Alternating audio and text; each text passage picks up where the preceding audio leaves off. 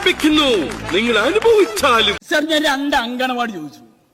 2 അങ്കണവാടി അതിന് അനുമതി തന്നില്ല സർ. പക്ഷെ ഇവർ തന്നു സർ 2 ബാർ.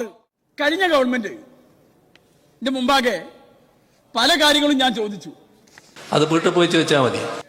ഒന്നും തന്നില്ല. വോട്ട് ചെയ്യുമ്പോ ആലോചിക്കണം എന്റെ ചേട്ടാ. പലകോവലിനോടും കൂടി ഞാൻ പറയണം. അമ്മാതിരി കമന്റ് കേട്ടോ കേട്ടോ.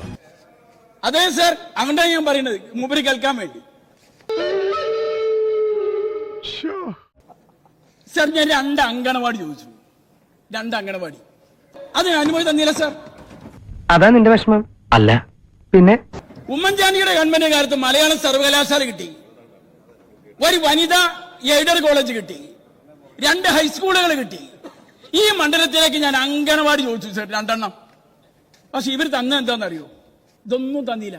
അന്നത്തെ ആരോഗ്യമന്ത്രി പറഞ്ഞു ഫണ്ട് വേണ്ട MLA എന്ന്. പക്ഷെ ഇവർ തന്നു സർ 2 ബാർ.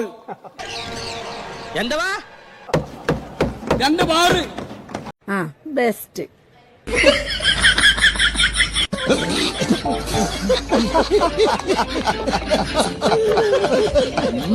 അങ്കണവാടി തന്നില്ല. ചോദിക്കാതെ ഏതോ മുതലാളി ചോദിച്ചപ്പോ ബാർ കൊടുത്തു. നമ്മുടെ നാടെന്താ ഇങ്ങനെ ആയിപ്പോയത്? രണ്ടാമതൊരു ബാർ ഇപ്പൊ തിരുനാവായിൽ വരികയാണ്, ഗാന്ധി സ്മാരകത്തിന് മുമ്പിൽ. സർ, ഞാൻ ഈ സഭയിൽ വെച്ച് പറയാണ്, അതിനെതിരെ ഞങ്ങൾ സമരം നടത്തും. അതൊരു ശരിയായ ഏർപ്പാടല്ലേ? വീര്യം കുറഞ്ഞ മദ്യത്തിന് വേണ്ടി ഞങ്ങൾ മദ്യം ഒഴിക്കാൻ ശ്രമിക്കുന്നു എന്ന് പറഞ്ഞ് ഇടതുപക്ഷക്കാരോട് പറയുന്നു. നിങ്ങൾ അതിൽ പങ്കെടുക്കാൻ വരുമോ എന്ന് ഞാൻ ചോദിക്കുകയാണ്. ഒരു ചോദ്യമില്ല, ഇനി ഇത് ചോദ്യമില്ല, ഒരു ചോദ്യമില്ല.